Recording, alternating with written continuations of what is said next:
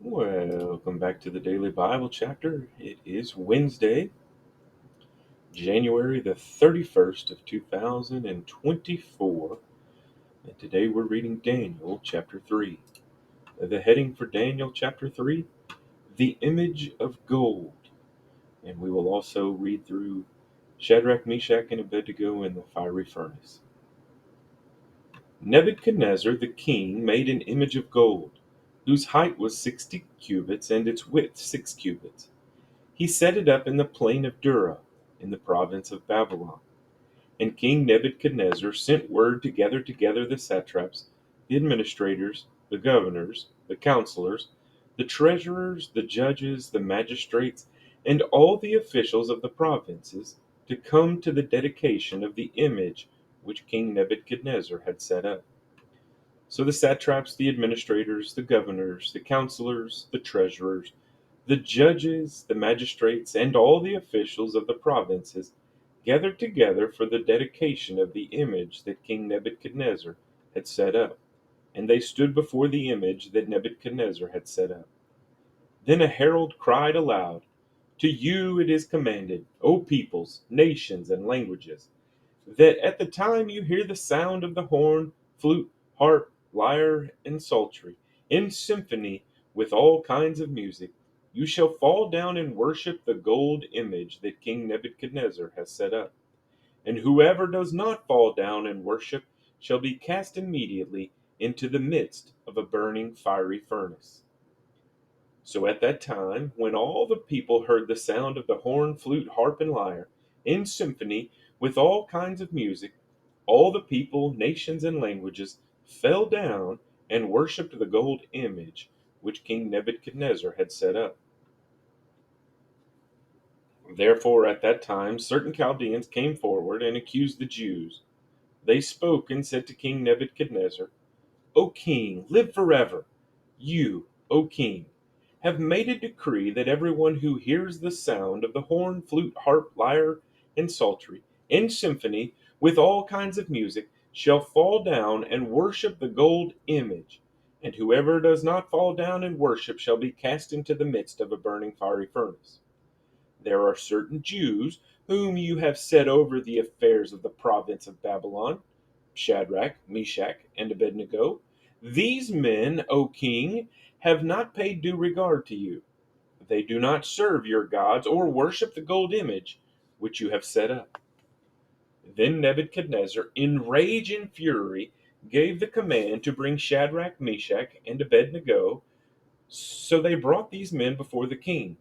Nebuchadnezzar spoke, saying to them, "Is it true, Shadrach, Meshach, and Abednego, that you do not serve my gods or worship the gold image which I have set up?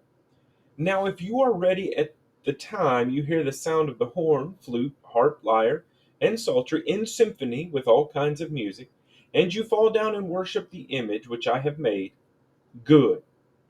But if you do not worship, you shall be cast immediately into the midst of a burning fiery furnace.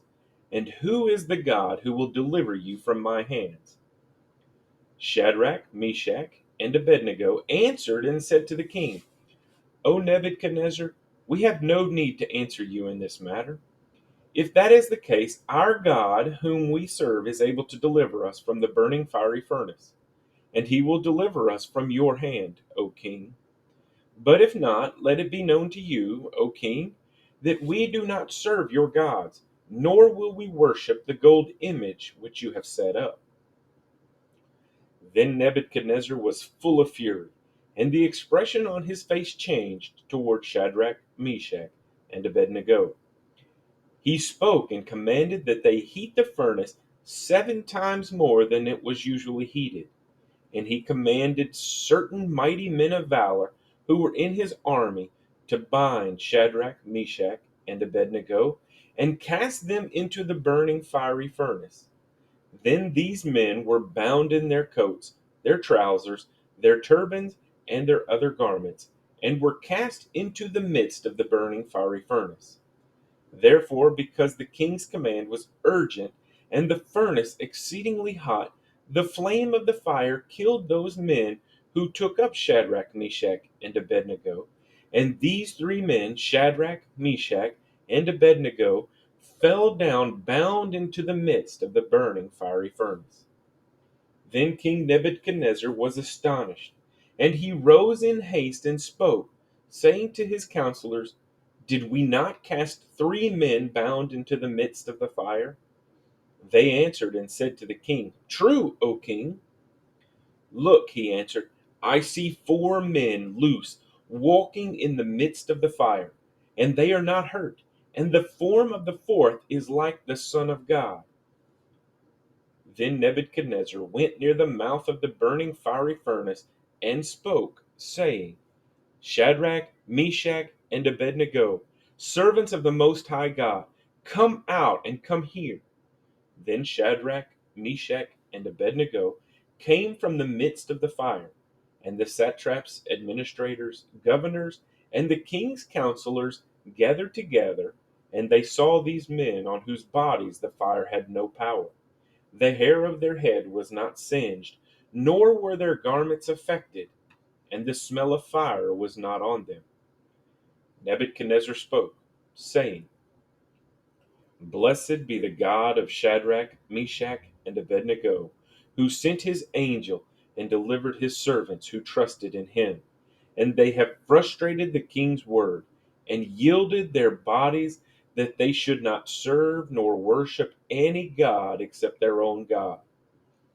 Therefore, I make a decree that any people, nation, or language which speaks anything amiss against the God of Shadrach, Meshach, and Abednego shall be cut in pieces, and their houses shall be made an ash heap, because there is no other God who can deliver like this. Then the king promoted Shadrach, Meshach, and Abednego in the province of Babylon. Daniel chapter 3. And I don't do a lot of commentary anymore, but as I was reading through this, I just couldn't help but think, man, I hope that if ever I am faced with such a trial and such a devastating consequence, that I would stand firm in my faith and that I would trust God to either deliver me, or, I mean, what do we have to lose if we truly believe? Or we would go to heaven if we were burned by the fire, or we would survive that. But I hope that my faith is strong enough to get me through that kind of trial in my life. Anyway, I hope you have a great day.